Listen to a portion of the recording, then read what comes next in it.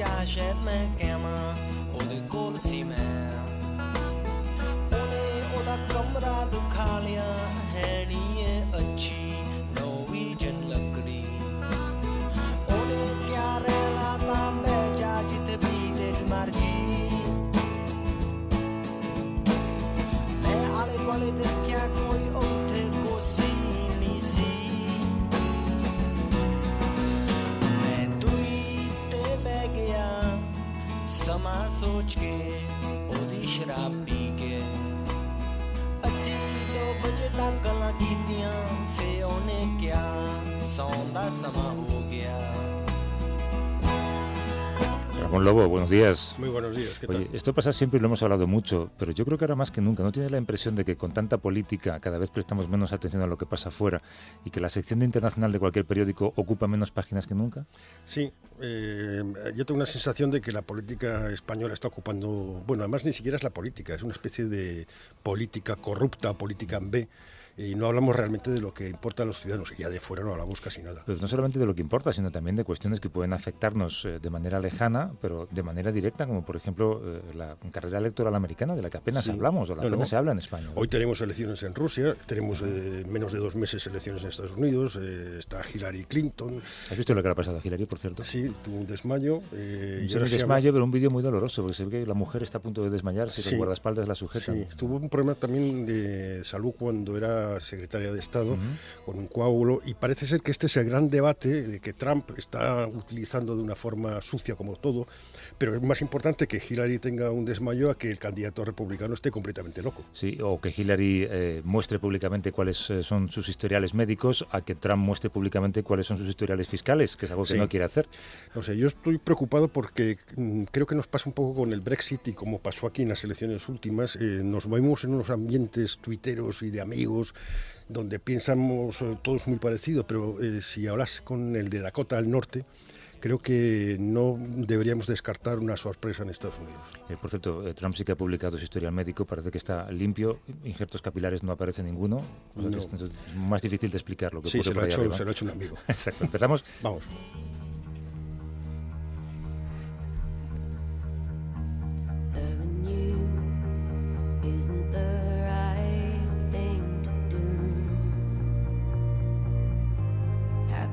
Vaya despliegue que tenemos hoy, Ramón? Sí, tenemos unas 5 personas hasta la hora de la mañana, un domingo. Es que yo creo que lo merece, además. Todos madrugando. Es una cosa a la que hemos asistido mucho en política, pero nunca hemos asistido a ello en otros ámbitos, que es el traspaso de poder, ¿no?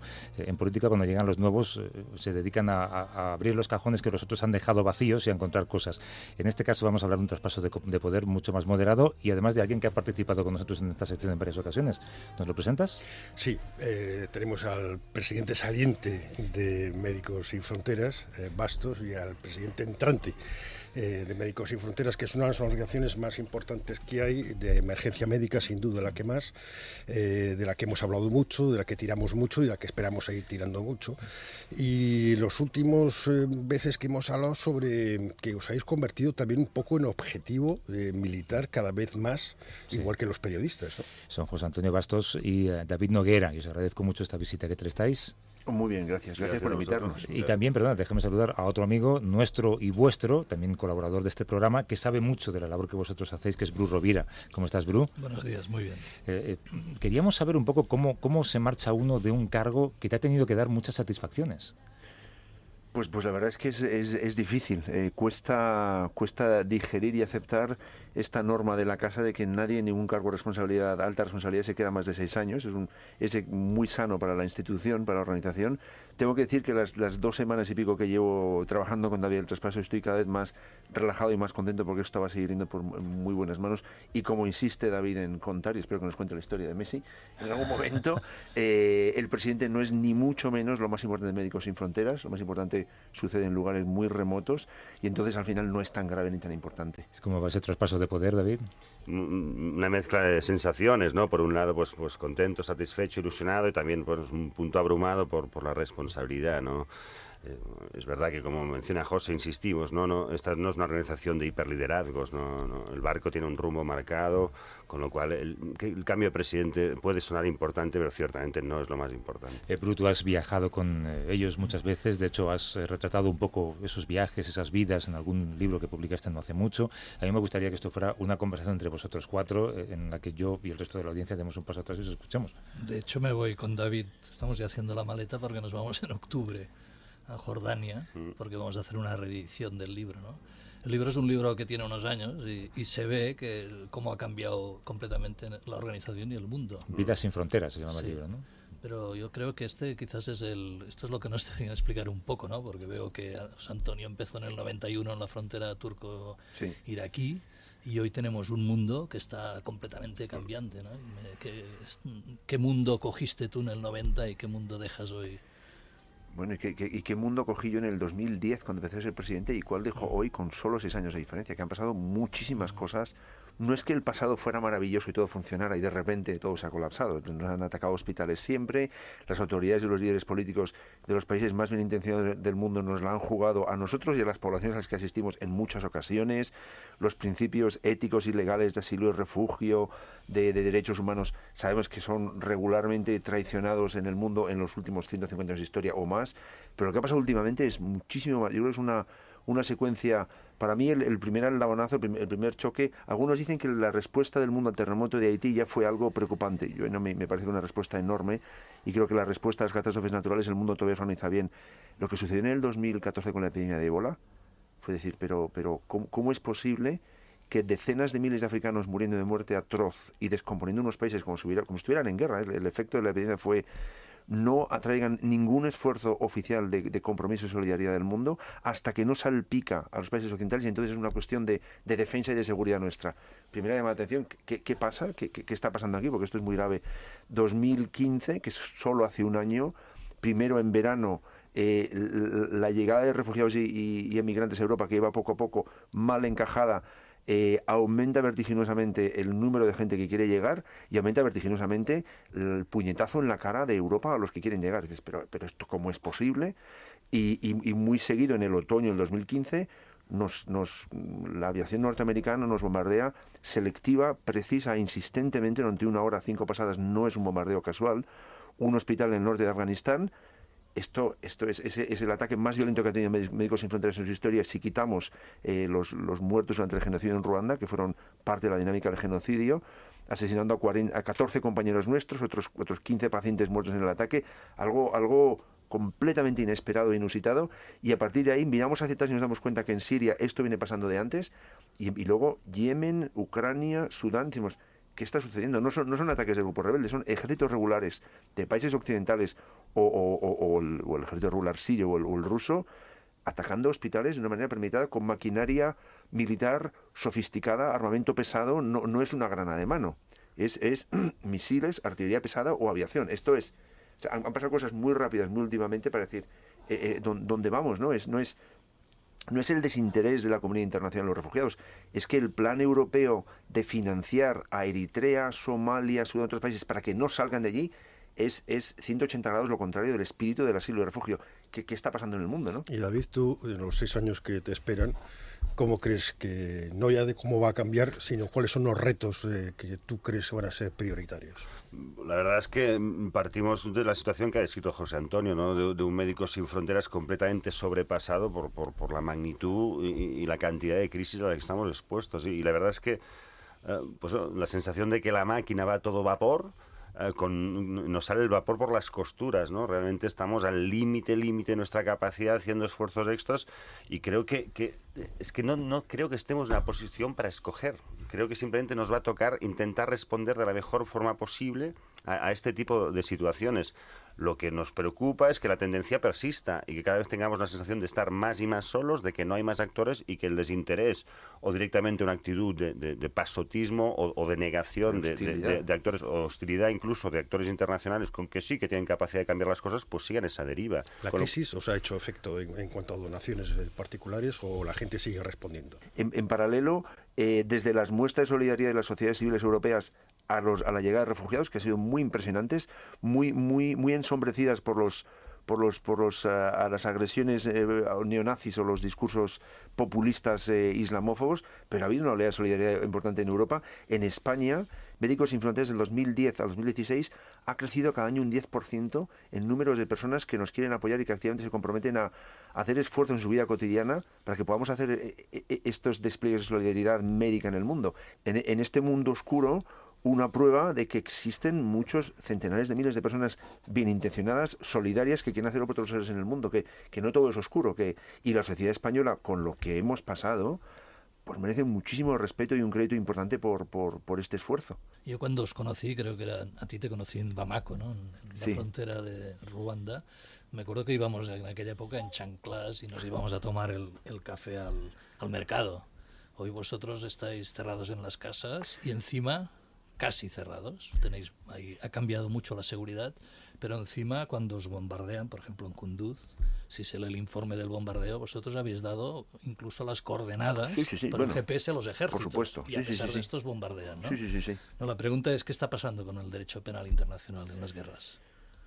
Pues algo está pasando, desde luego. Pero quiero señalar aquí que es muy importante que no es que haya un ensañamiento de los ejércitos occidentales con Médicos Sin Fronteras. Médicos Sin Fronteras son un sensor de lo que está sucediendo a los hospitales en general. Se están bombardeando muchos más hospitales en Siria, Yemen, Ucrania y otros países del mundo. Gaza. Gaza probablemente es el precursor histórico más claro de esa tendencia antes que el resto. Y no solo hospitales, objetivos civiles, escuelas, comedores, mezquitas, es todo en mitad de algo que es todavía mucho peor de lo que parece. No solo es. Y no entendemos muy bien en nuestra discusión con los actores, que no es hablar con oscuros grupos radicales de civiles y contratales. Estamos discutiendo con el Estado norteamericano, con gobiernos democráticos, o con gobiernos, ¿no? Interactuando con gobiernos y con fuerzas regulares y estados con una estructura de poder e interlocución clara.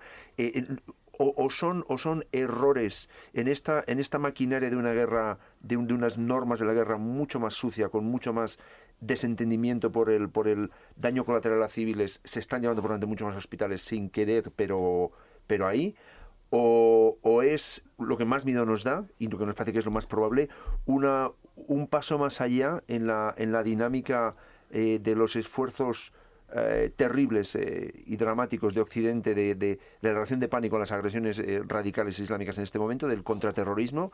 Si hay un enfermo talibán o radical en un hospital, hasta ahora, para los ejércitos del mundo, el dilema era: me espero a que salga en respeto a Convenciones de Ginebra. Convenciones de Ginebra y ética, si se puede hablar, ética militar y honor del guerrero, que existen muchas otras tradiciones. La contención al uso de la violencia existe más tradiciones que solo las Convenciones de Ginebra. Eso se está desbordando por la reacción de pánico de las sociedades occidentales, que piensan que está justificado asesinar a 15 médicos, 30 enfermeras y 50 pacientes porque había un combatiente allí, cuando el hospital de Kunduz tenía un número, creo que era en torno a 10 pacientes talibán y otros 10 pacientes del ejército regular afgano, que es lo que sucede en todas las zonas de guerra con hospitales en el mundo hasta ahora. Nos da miedo que haya un cambio, que parece que sí que lo hay, en la impunidad, un poco, ¿no? Sí. La impunidad y la sobre todo como médicos tienen un punto de vista completamente diferente. Los profesionales de la salud no tenemos la opción de elegir a quien tratamos, tenemos la obligación moral, por ética médica, de tratar a quien esté delante de nosotros. Se deja las armas a la puerta, se le quita el uniforme, se le pone un pijama de enfermo, y es el enfermo de la cama 7, que se llama Ali. No es talibán, ni Al-Qaeda, ni nada. Es un paciente que se le ha hecho una amputación de una pierna o una apendicitis. Eso, que es un concepto sustancial de la ética médica, que en realidad hace que los pacientes de Alcorcón que van al médico sean atendidos mejor por el médico que sea, que no depende de la simpatía o la elección del médico a atender. Es sustancial en la ética de los profesionales de salud, médicos y enfermeras. Eso parece que está frontalmente atentado y colisionando con las agendas de seguridad, diciendo: lo siento mucho, pero a partir de ahora ya no podéis decidir que tratáis a cualquier ser humano. Si tratáis a los malos, os matamos. ¿No creéis, David, por ejemplo, que lo que está ocurriendo en el Mediterráneo, que estáis muy implicados también vosotros con otras organizaciones, es una prueba de la derrota ética de este mundo que vendemos principios, democracia, libertad? Hay una derrota ética en cada persona que muere en el Mediterráneo, ¿no? Sí, o sea, para completar lo que decía José Antonio, ¿no? Bombardear un hospital no es un daño colateral, es un crimen de guerra, punto. Fin del análisis, ¿no? Y eso es innegociable. Y no es una petición de Médicos Sin Fronteras, es derecho internacional humanitario, es médica ética, sobrepasa completamente nuestro ámbito, ¿no? fracaso ético sí, pero también un fracaso de gestión. Es decir, lo hablábamos, ¿no? O sea, una sociedad europea, una sociedad occidental que es capaz de montar unos Juegos Olímpicos, es un ejemplo frívolo, si quieres, ¿no? Y traen a 200.000 tíos y montan una villa olímpica, ¿no? Y lo hacen todo lúdico festivo, y en Barcelona hacen el Mobile World Congress, y vienen 100.000 personas, los alojamos, nos reímos, y aparentemente Europa es incapaz de dar una solución digna. Caso de España, 18.000 refugiados. O sea, España es un país que juega la Champions League. Nosotros y vosotros, que hemos viajado un poco, somos conscientes del privilegio de vivir en una sociedad tan avanzada, ¿no? ¿Cuántos refugiados hemos acogido realmente? La cifra exacta no lo sé, pero 400 y poco. 400 y poco. Sobre 18.000 que nos habíamos comprometido. Correcto, en un año. Es decir, que bueno, el ritmo es a 40 al mes. Esto es absurdo. O sea, simplemente es que no hay debate. Es que al final también, claro que interlocutamos con las autoridades europeas y españolas, pero al final del día a veces es que no hay debate posible. Es decir, los geólogos no discuten si la Tierra es redonda o plana. No hay debate. Bueno, entonces, ahora. Pero no será que, bueno, de hecho vosotros nacéis como una organización en una época que las organizaciones humanitarias no eran testigos, no eran los ojos de lo que ocurría, ¿no? Que se hacía un trabajo humanitario, pero se callaba. Y vosotros nacéis como testigos en la guerra de Biafra, etcétera. ¿No molestará que, además de asistir a la gente, seáis testigos de lo que está ocurriendo? Yo creo que es mucho más grave que eso. Eso en parte, pero es mucho más grave lo que dice Ramón. Y yo tendría un poco de cuidado con la generalización. Yo insisto, las muestras de solidaridad de las sociedades europeas y las muestras de solidaridad de las sociedades, de los ciudadanos españoles, las iniciativas municipales acalladas y contenidas de hacer una acogida activa, dar una respuesta humana y de acuerdo con el marco legal vigente para estas personas que viven de guerra, yo creo que es algo que está afectando mucho más al liderazgo y que empieza a calar a través de mensajes populistas, xenófobos, sobresimplificados en las sociedades civiles europeas, mucho menos en la española de momento, pero yo no haría generalización de que se ha perdido la ética. Hay una manipulación y una gestión ahí del miedo al extraño y una marcha atrás en lo que estaba completamente aceptado, que sí que es bastante espeluznante. Yo diría, al respecto de tu comentario, Bru, creo que tenemos que ser modestos en el rol que juega Médicos Sin Fronteras. Al final somos un actor muy pequeño. Claro. O sea, bombardear un hospital es una táctica de terror. Es aterrorizar a poblaciones para que se sientan completamente inseguros. Al final, un hospital era o debería ser siguiendo un espacio de paz. Y entonces, con estos bombardeos sistemáticos, es táctica terrorista pura y dura para vaciar ciudades, para provocar desplazamientos, etcétera, etcétera. Oye, qué pena tener que cortar esta charla, me parece interesantísima. ¿Tú has tenido tiempo para la depresión durante estos 6 años? Sí, he tenido algunos momentos bajos, por decir así, sí. Tú supongo que entras con 100% de optimismo. No, prefiero realismo, ¿no? Un realismo trágico, porque ante los retos, lo que se está hablando, la verdad es que hay poco que decir, ¿no? ¿Algún consejo particular? Le habrás dado todos, pero ¿alguno que quieres que la gente sepa que le has dado? Bueno, que primero que me ha alegrado mucho de que entiendo ahora durante el traspaso lo que es la norma de los 6 años y cambiar, porque David viene con ideas nuevas, aire fresco, que van a mejorar lo que... Es una norma buenísima de que deberían aplicarse políticos y periodistas por igual. Pero yo creo que no es lo más importante el cambio de presidente, como he dicho al principio. Hay otras cosas mucho más importantes. Perdóname, con la actitud, yo creo que frente a la depresión, la euforia, la alegría, porque la sociedad española responda, hay una actitud diferente. Es la de esto hay que pelearlo, ¿sabes? Esto es un reto más grande que vamos a pelear con más ganas. Esto es saltar al terreno de juego, siendo el Rayo Vallecano contra el Barça, y decir, aquí vamos a partirnos el pecho sabiendo que es un partido de fútbol difícil, que lo más probable es que no metamos muchos goles, pero hay que jugarlo a fondo. Ya que has puesto el fútbol encima de la mesa, lo de Messi que ibas a contar, ¿qué era? No, bueno, es para, digamos, de alguna forma poner un ejemplo sobre el tema de la presidencia. Todo el mundo sabe quién es Messi, y poca gente, o no mucha, sabe quién es el presidente del Barça, ¿no? Porque realmente lo que importa en el fútbol es lo que pasa en el terreno de juego, y en nuestro caso es exactamente lo mismo. O sea, lo más importante que pasa en nuestra organización es que somos capaces de seguir enviando gente a Yemen. Que cambie el presidente, bueno, está bien, tiene un peso simbólico, claro, pero realmente toda la máquina de Médicos Sin Fronteras está enfocada a lo que está, y eso sí que es importante. Hay una frase de Marta Gellhom que yo creo que refleja muy bien lo que hace Médicos Sin Fronteras y otras organizaciones. Dijo, yo tiro piedras sobre un estanque, no sé qué efecto producen las piedras en el estanque, pero yo al menos tiro piedras. Oye, os deseamos lo mejor a ti, José Antonio Bastos. No sé cuáles son tus próximos proyectos, ni si quieres contarlos, pero seguro que son interesantísimos. Y David Noguera, ¿qué te voy a decir? Vas a pasar por este programa más de una vez, bueno, eso te lo puedo asegurar. Lo espero. Una gran suerte a los dos, y el agradecimiento de hacer cosas que nos empequeñecen a los demás, porque vosotros hacéis el bien. Gracias. Muchísimas gracias. Y a Ramón Lobo, Bru Rovira, ¿qué os voy a decir? Un abrazo. Buen domingo. Chao. A vivir que son 2 días. Javier del Pino.